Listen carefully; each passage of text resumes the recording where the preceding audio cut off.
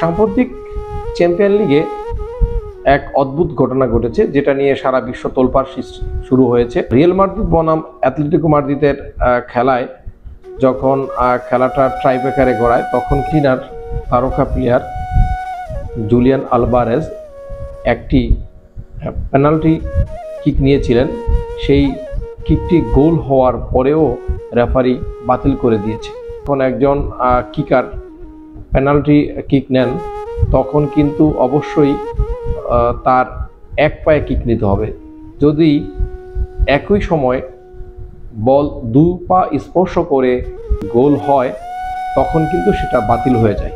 এই ক্ষেত্রে আমরা দেখতে পাচ্ছি জুলিয়ান আলভারেজ যখন কিকটি নিয়েছে, তখন ডান পায়ে কিক নেওয়ার পরে সেই বলটি জালে জড়ানোর আগে বাম পা স্পর্শ করে, যার কারণে আইন অনুযায়ী রেফারি তার গোলটি বাতিল করেছেন।